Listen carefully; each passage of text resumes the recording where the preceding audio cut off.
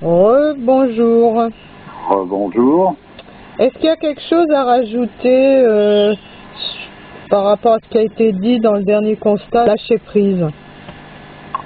Oui, il y a une multitude d'ailleurs de choses qui peuvent être ajoutées. C'est-à-dire, ce qu'il faut arriver à comprendre, c'est qu'en somme, il ne faut pas chercher à changer sa propre situation.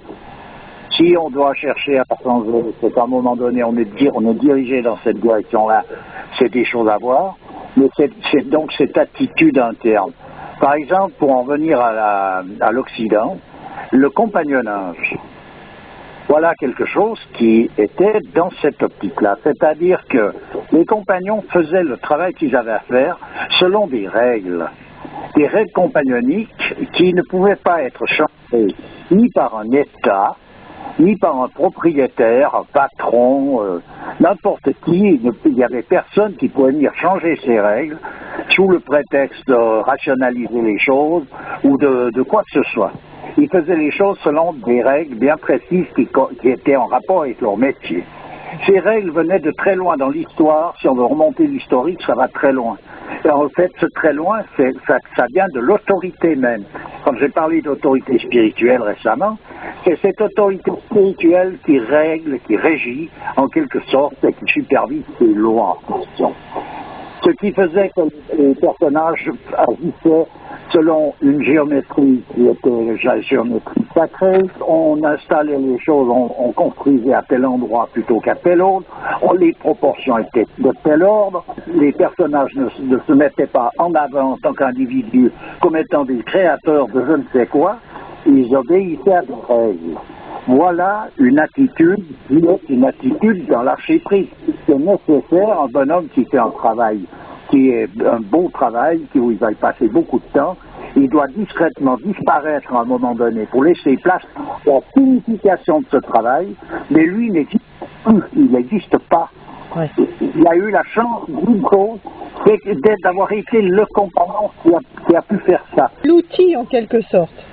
Oui, pour lui, ce qui était sa vraie récompense, c'était d'être ce compagnon.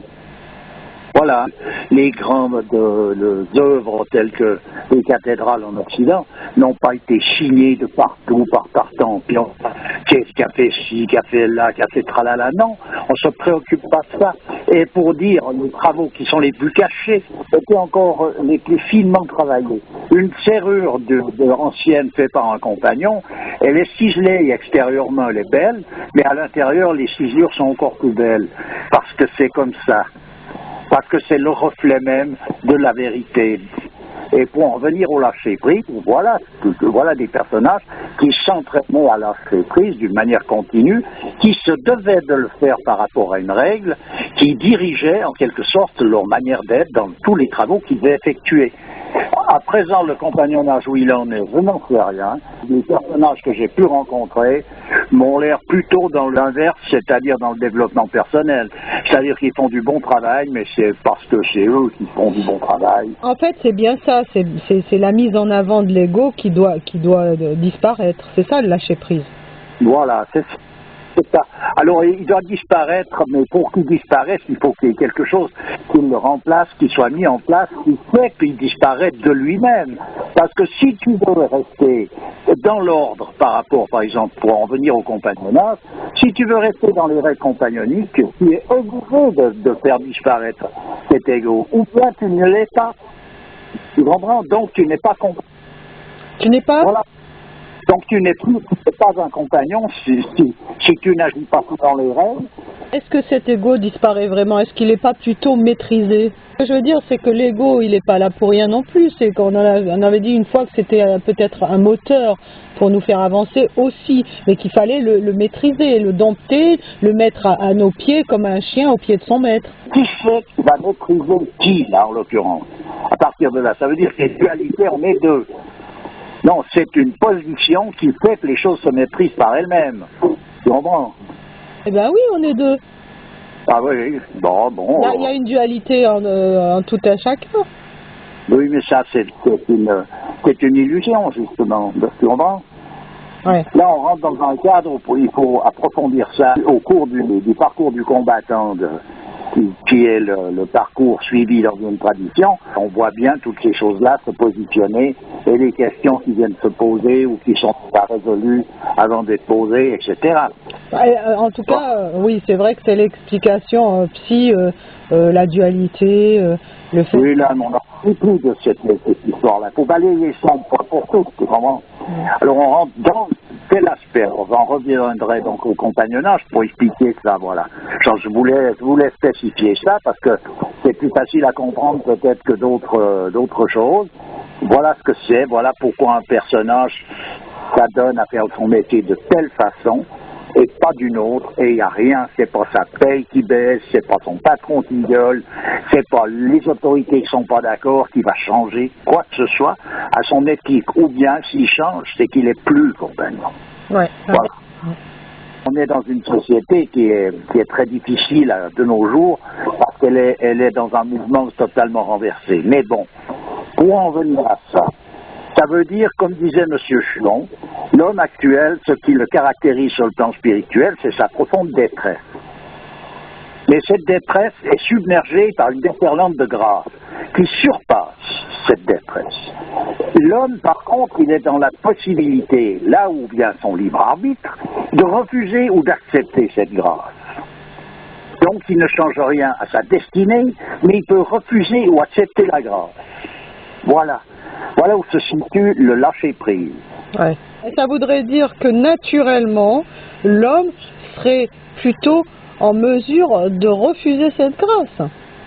Il n'est pas plutôt en mesure de refuser, il est libre, l'homme a été fait libre. Oui, mais si lâcher prise, c'est lâcher quelque chose qui nous empêche d'arriver au but. Ben oui, ben c'est bien sûr. C'est donc d'accepter cette grâce. Oui, donc ça ne va pas de soi. C'est une lutte continuelle. Bien sûr, puis cette lutte, c'est une lutte continuelle et qui n'est jamais surdimensionnée par rapport au résultat, dans le sens que, avant tout, la grâce, la miséricorde surpasse la rigueur. Ce qui veut dire que non seulement on ne nous demande pas plus que ce que l'on est apte à faire, mais on est constamment aidé par tous les moyens de façon à ce qu'on puisse y arriver. Pour comparer ça avec, je te dis, un petit enfant qui cherche à sortir d'un endroit où il est mal pris, puis il y a sa mère qui est là, qui le tient, elle le tire, elle ne le lâche pas, elle le console, elle fait tout ce qu'elle peut pour le sortir de l'endroit où il est coincé. Non, mais ce que je veux dire, c'est que le lâcher-prise, c'est plutôt l'image de quelqu'un qui va à contre-courant. Alors, ça voudrait dire que le courant normal t'emmène à ta perte, tu vois? Non, c'est pas le courant normal. C'est une sorte de loi comme la loi de la pesanteur. Si tu te laisses aller, tu tombes. Oui, on est bien d'accord. Voilà, c'est tout. Oui, voilà. Il y a cette possibilité-là, et l'homme, il est là pour justement faire cet équilibre. Finalement, l'homme doit contrecarrer des lois physiques. À part ça, je dirais que cette société, elle est constituée de manière à être totalement arbitraire par rapport à des données traditionnelles. Pour en revenir à la pauvreté, un homme qui, lui, n'a besoin de rien, il est pauvre dans le sens qu'une société normale, elle est là. Même les sauvages de n'importe quel coin, ils ont le droit de manger et de se loger sans que ce soit une affaire pas possible où ils ont un devoir, je ne sais pas quoi. C'est quelque chose qui est normal pour tout un chacun. Même les animaux sauvages ont de quoi dormir et de quoi manger. Même la vermine se retrouve dans cette position-là. On est dans une société où il faut se battre pour réussir à avoir le droit de manger. Voilà quelque chose, bien sûr, qui est contradictoire avec une éthique normale, donc c'est une société qui est complètement renversée. Que ce soit la faute à qui je suis là, j'en sais rien, je ne vais pas chercher ça, mais en tant que tel, il ne s'agit pas d'une société humaine constituée normalement, où il y a des problèmes qu'il faudrait résoudre ici et là. À présent, ça ne veut pas dire qu'il n'y a pas de possibilité, puisque de toute manière, il y aurait une injustice s'il n'y avait pas de possibilité. Bon, moi j'aimerais donner, si tu veux bien, une orientation à notre discussion, parce que dernièrement il y a eu la fête, fêtée par les musulmans, Ashura. Ashura, où la plupart des musulmans ont dû jeûner là pendant 2-3 jours. Alors cette fête représente quoi? Elle représente trois grands événements. Le moment où Moïse a été sauvé des eaux, des mains de Pharaon, la mer qui s'est ouverte, etc. Il y a eu ça. Ça représente aussi au moment où Adam s'est repenti devant Dieu. Hein, et ça représente aussi la sortie de Noé et des croyants de l'arche. Donc trois événements que l'on retrouve dans les deux, moi j'appelle ça des volets, parce que moi j'ai l'impression que c'est une histoire à trois volets, tu vois, le premier testament, le deuxième testament, l'islam, pour moi c'est une histoire à trois volumes, tu vois. Donc ça veut bien dire que tout cela est vraiment imbriqué là, enfin c'est toute cette histoire, tu vois, c'est une continuité finalement. Donc toutes les petites guéguerres qu'il y a entre les croyants de telle obédience ou de telle autre, c'est désuet. Alors, par exemple pour les musulmans actuels, il faut être musulman. Mais musulman, ça veut dire quoi? Ça veut dire être soumis, c'est-à-dire être soumis à la loi de Dieu. C'est d'accepter d'être dans l'ordre des choses. Quand on voit, quand on traduit ce terme dans un sens aussi large, les choses deviennent évidentes du coup, parce que il y a plein de guerres qui sont faites au nom de tout cela. Il n'est pas musulman, donc, mais quelqu'un qui croit en Dieu est soumis à l'ordre de Dieu, accepte de l'être, donc il est considéré comme un musulman. Oui, non. Normalement, c'est quelqu'un qui dit il n'y a qu'un Dieu, mais qui ne dit pas forcément et Mohamed est son prophète. Oui. Tu vois ce que oui, je comprends bien ce que tu veux dire, mais ça c'est il y a beaucoup de gens qui trouvent que c'est une limitation. Pas le fait de dire cette profession de foi qui est majestueuse, c'est évident, mais d'être dans une auto-obédience et de pas pouvoir la dire de ce fait-là. Oui, mais là, il y a quelque chose qui reste superficiel, dans le sens que quelqu'un qui se donne la peine de se pencher sur une religion ou une autre, il verra bien l'authenticité de la chose et en même temps la similitude qu'il peut y avoir, c'est-à-dire l'analogie qu'il y a de l'une à l'autre. Ça, c'est une affaire. Oui, parce que quand tu vois l'histoire du prophète de l'islam, la bonne entente qu'il y avait quand même à l'époque entre les juifs, les chrétiens et les musulmans, enfin, c'est pas de l'idéalisme que de dire ça. À tout moment, quand il y a eu des conflits, le prophète de l'islam est venu intervenir pour expliquer aux gens que non, il fallait respecter les autres croyants, etc., etc. Donc là, on est arrivé à un point où tout le monde s'entretue, plus personne ne se comprend, et où on oublie ces choses-là et qui sont essentielles. Là, en l'occurrence, il s'agissait justement de la manifestation même de cette autorité dont j'ai parlé à plusieurs reprises. L'autorité spirituelle représentée par le prophète, en l'occurrence.